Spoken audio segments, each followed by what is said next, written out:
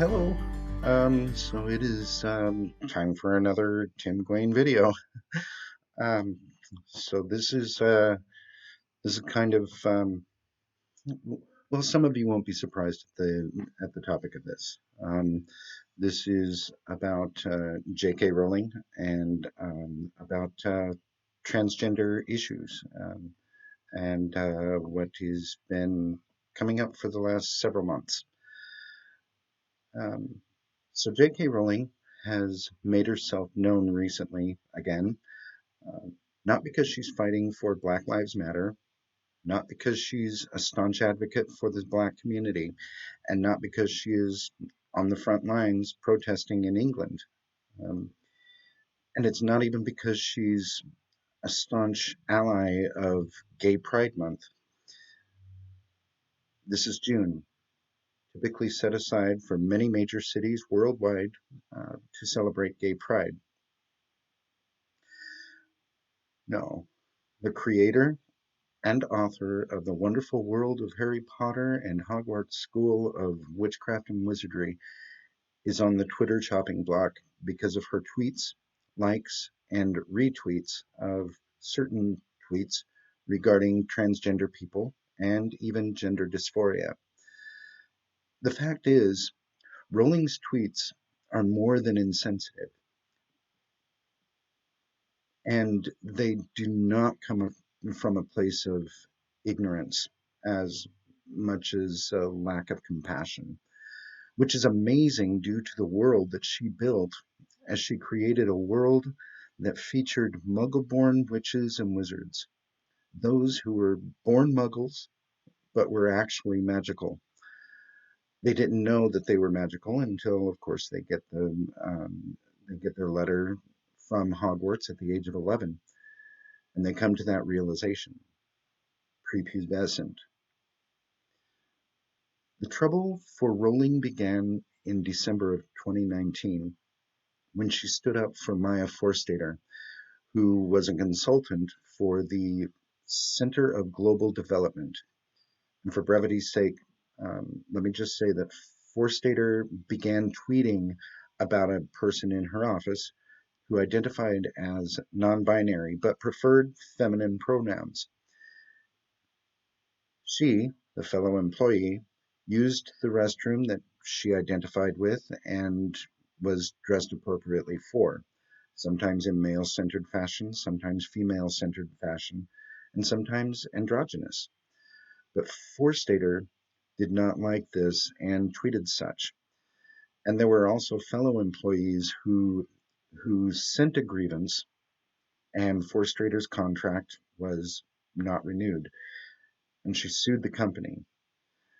The Employment Tribunals of London agreed that Forstater's tweets created a hostile environment for the non-binary employee, and the fact that she refused to acknowledge or use the correct pronouns also attributed to the hostile work environment. Now we cycle back to Rowling in December. J.K. Rowling, after a year or so of liking and retweeting many questionable tweets regarding gender identity and negative transgender threads, literally came out in defense of Maya Forstater, stating that she was the victim in that she could not be expected to conform to the co-worker's request that she use the correct pronouns. Understand, for those of you who do not live there, in the UK, it is actually against the law to misgender someone.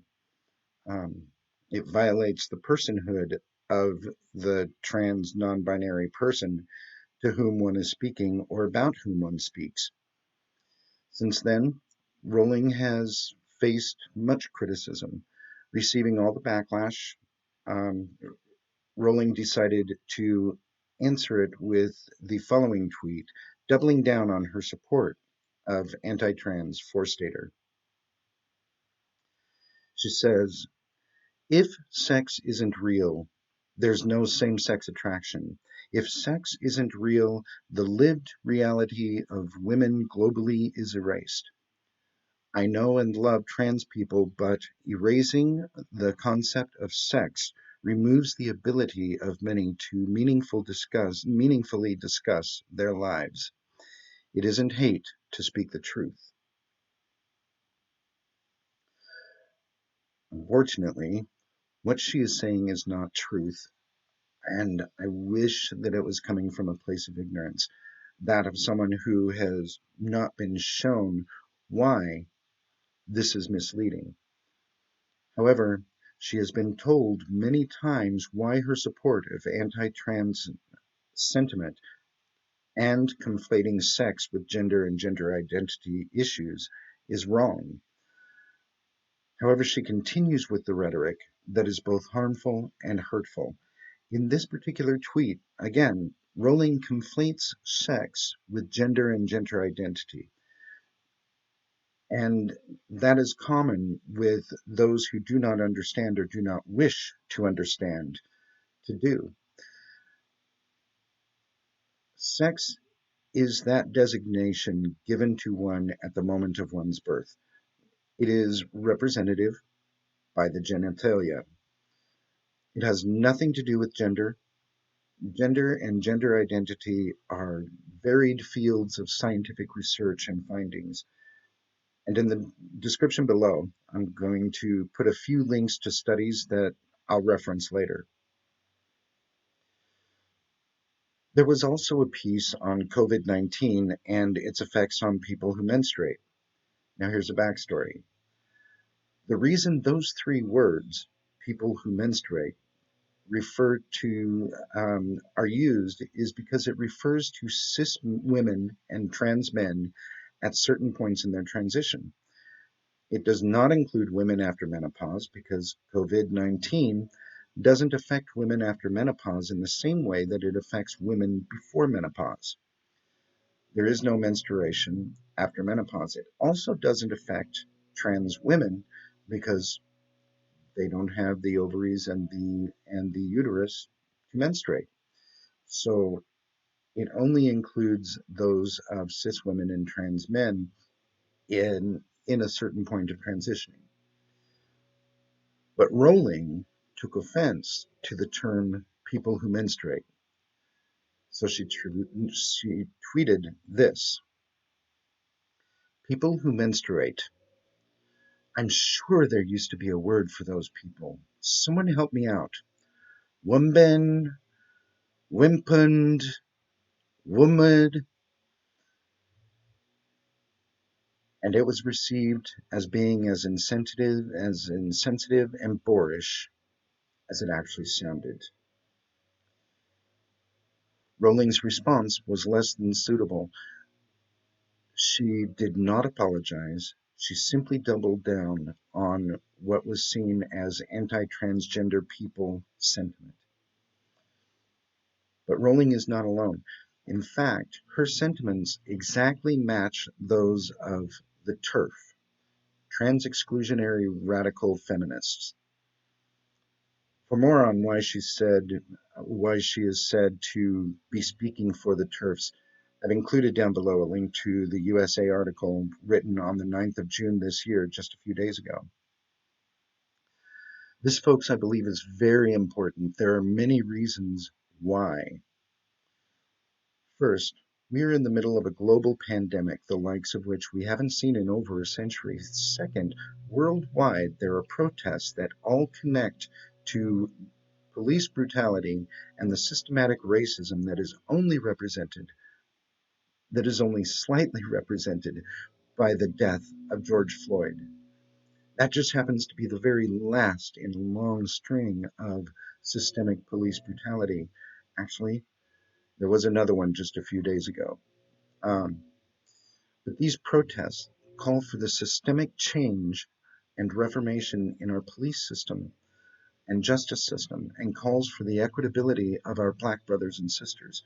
Yet Rowling chose to stand on her incredible platform and tout even more exclusionary rhetoric, that of excluding the transgender community. What she is doing with her anti-transgender people rhetoric is hurting those who are already hurting. Depression and suicide ideation among transgender men and women who experience gender dysphoria without the benefit of transitioning is the highest among any other demographic group, including gay and lesbian teens. However, it should be noted that both of those drop significantly as they begin and continue with their transition. I've included the link to the study below.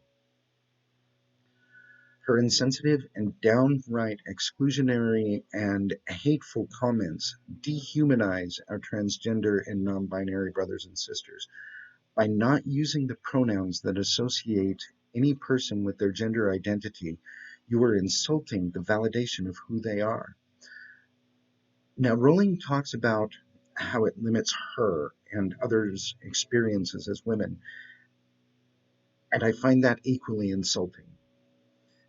As rights given to our transgender brothers and sisters take absolutely nothing away from those of us who are cisgendered men and women. As Jamie from the Jamie Dodger YouTube channel says, this isn't a pie. This isn't a tug of war. Rights given to my friends who are transgender women take absolutely nothing from the cisgendered women I also call friends.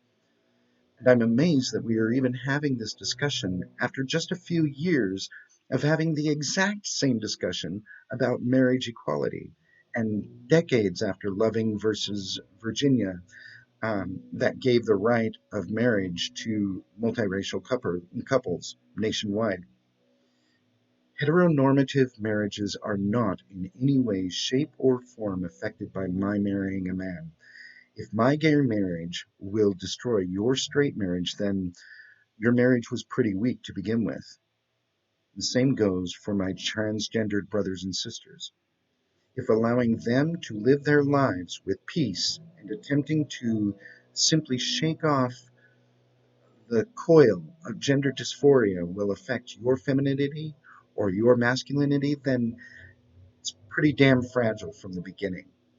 And maybe you should take a look at yourself. And apparently, I'm not going to go into all the studies concerning this topic. I'm still going to put the links on only some of the peer-reviewed research data and papers on the subject of transgender and gender dysphoria issues from adolescent to adulthood. And if you look at them, you might actually learn something. For now, I'm going to sign off. Thank you for watching. As with most YouTube content creators, please, if you like this video, hit the like button. Feel free to subscribe to my channel. I know I'm not quite as charismatic as most, but I hope that I'm at least informative. And possibly if I gain more followers, I'll be able to create more content with a little more charisma. So, for now, ciao.